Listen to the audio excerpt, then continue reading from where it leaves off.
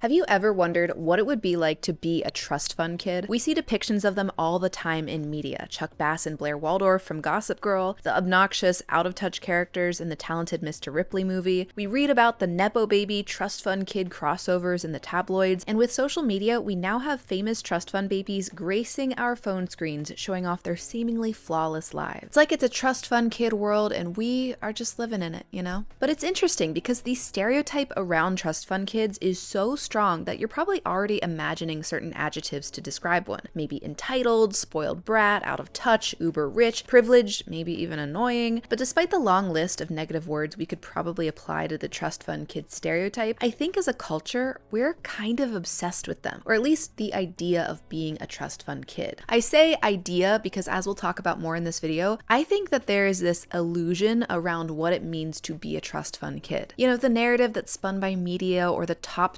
percent of trust fund kids out there. And then there's the reality of being a trust fund kid. And the reality, at least for the average trust fund kid, is very different than we might think. I also think there is so much we can learn about personal finance and money psychology, and even about life and fulfillment itself by looking deeper at the state of trust fund kids. Which is exactly why in this video, I want to talk more about them. How do trust funds work in the first place? Does being a trust fund kid inherently make you spoiled and rude? And can trust fund kids technically, when you do the math, live off of their money forever? Let's talk about it. And if you're new here, I'm Cara and I make videos on the intersection of money, media, and culture. This is the corner of the internet where you can hopefully learn and be entertained as we talk about money and trends. So if that sounds like your cup of tea, be sure to subscribe. And if you like this video about trust fund kids, I think you'll really like my financial audit of the Gossip Girl characters that I did last year. So go check that out after you're done with this video. And before I dive into how trust funds work in the first place, have you ever tried to Google someone who is really rich, like a major trust fund kid or a multi-millionaire entrepreneur? If so, you probably know it is really hard to find their information. I know from experience because I'm nosy.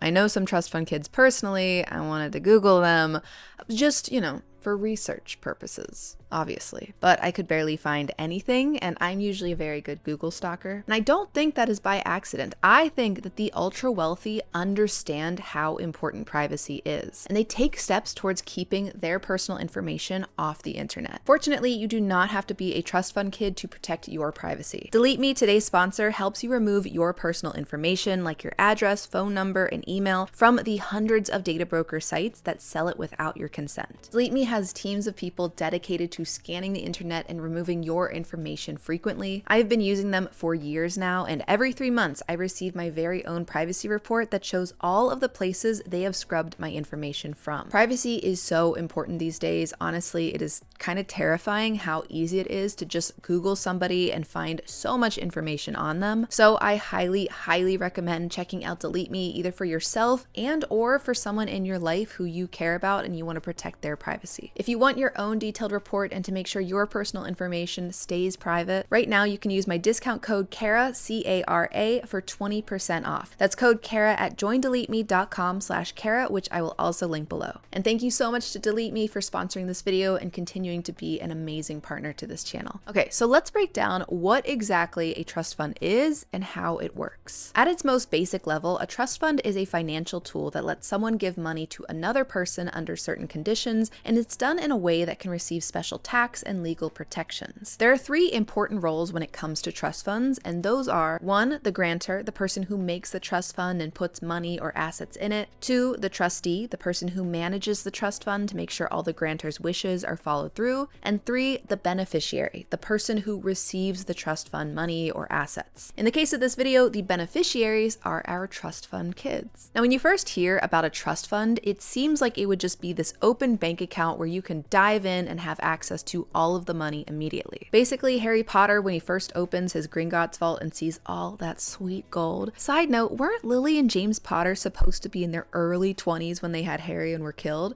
And if so, How did they make that much money in their early 20s? Does Gringotts have some crazy interest rate, or does the wizarding world just have awful inflation? I need help understanding this. Anyways, Harry Potter questions aside, accessing trust fund money is not that simple. See, a trust fund comes with rules. That's the kicker. Every trust fund is different. The grantor draws up the rules and the trustee enforces them. So as a trust fund kid, it's not very likely that a big pile of money is going to land on your lap the second you turn 18. Instead, you might see it distributed in monthly payments or unlocked at a certain age or limited to specific uses like education, housing, healthcare. Unfortunately for trust fund kids, it is not usually a free-for-all. I'd say it's more like that Simon Says game, but like a version of Simon Says where when you do what you're told, you get sent $100,000. I mean, we all played that version of the game growing up, right? It's very normal, very relatable. Okay, maybe not. For most of us, probably, trust funds aren't very relatable, but I don't think it's the worst idea for them to become more normal and relatable. Because at its core, a trust fund was created for financial protections. Protection from lawsuits, divorce. If the trust fund is designed right, it can even help protect against your child's reckless spending. That's where the whole "we're cutting you off" rich kid trope tends to come from. Like, it's gonna push me, but it's pressure. I mean, I've never experienced before. Because you can go shopping? Yeah. So you're my poor friend. Now, if we want to get really deep into the financial weeds, trust funds can also be a really good option for elderly parents. As in, taking an elderly parent's assets, like their home, and putting it into a trust. This can help with things like estate planning and fraud protection. But I won't get into the full scope of that right now because we are not talking trust fund moms and dads. We are talking trust fund kids. And trust fund kids come with a reputation. In recent memory, I have not really been told no about something, especially if I'm trying to buy something, I haven't been told no. Even if trusts are a practical financial tool, and even though I do think that parents should all aim to help build a certain level of financial security for their children, I also think there is a reason we have stereotypes around trust fund kids. Because wealth warps the mind. Seriously. Berkeley Science magazine, Greater Good, wrote about this phenomenon in a piece titled "How Money Changes the Way You Think and Feel." In it, the author writes, quote, "Several studies have shown that wealth may be at odds with empathy and compassion. Interestingly, the trend seems to be that lower class environments foster more empathy because people who grow up in those environments have to respond to more vulnerabilities, rely on other people more often, and thus they need to be better at picking up on people's feelings." That wasn't the only thing this Berkeley article went over. It's like a treasure trove of unfortunate facts about wealth. Like this one study they did that found, quote, "Drivers of luxury cars were 4 times more likely than those in less expensive vehicles to stop and allow pedestrians the right of way." And how even fake money, literally monopoly money, can change our behavior. A study had 2 participants play Monopoly, except in this game, one side was rigged to win from the start. Though the one who was winning at first was awkward about crushing his opponent and taking their money while he accumulated more wealth, the guy quickly became obnoxious, cocky, and taunted his losing opponent. And this is why we do not play Monopoly with friends and family. Only enemies. So the Monopoly study was designed by a psychologist named Paul Piff. Great alliterative name, by the way. He's the same guy who published a famous paper titled "Higher Social Class Predicts Increased Unethical Behavior." I bring this all in because as much as I hate generalizations, I think it's important for us to acknowledge how financial windfalls and great wealth, whether from being a trust fund kid or not, can influence our psychology. Not because I don't think that trust fund kids should exist or that the wealthy shouldn't even exist. If you guys know me at all, you know I absolutely do not believe that. But more because I think it's important for us to know how money can impact our behavior. My hope with this channel is that all of you who watch my videos get really good at money because of the lessons you learn through my videos. I want you all to be millionaires one day. I want you to be able to retire early and have investments and maybe even build a trust fund for your future kids if you have any. And I genuinely think that is a very realistic path for many of you. So if that's the case, then we need to start preparing ourselves, not just financially, but mentally too. Yes, getting clear on our saving and spending goals, but also trying to figure out what our values are and how, as we get wealthier, we can continue to live in alignment with those values. Now, luckily, not every trust fund kid is out of touch. I've known children from very wealthy families who are very down to earth, who are very grounded, very kind, very empathetic. And I've also known rich kids who are not as much that. And I've known people who fall somewhere in between. I know a trust fund kid who scoffed at someone who was out chasing their dreams. I know a trust fund kid who demands money from their parents and only wants to vacation where they can shop at designer stores. I know a trust fund kid who shamed one of my friends for her job as a lawyer because he said she was contributing to a bad system. Meanwhile, she has worked hard for her job and has bills to pay, and he travels around the world with his other trust fund friends and no bills. So, it's a spectrum. I think if we're asking the question of whether money makes trust fund kids inherently spoiled and rude, I would say money as a whole does prime us to be those things. But we can help combat them with strong value systems, good parenting, and cultivating gratitude. And when you combine those qualities with a huge amount of wealth, you can do really incredible things. Eleanor Roosevelt, one of my favorite historical figures ever, was a trust fund baby. So was her husband, Franklin Roosevelt. Did they come from the same family fortune and were kind of related? There was a different time.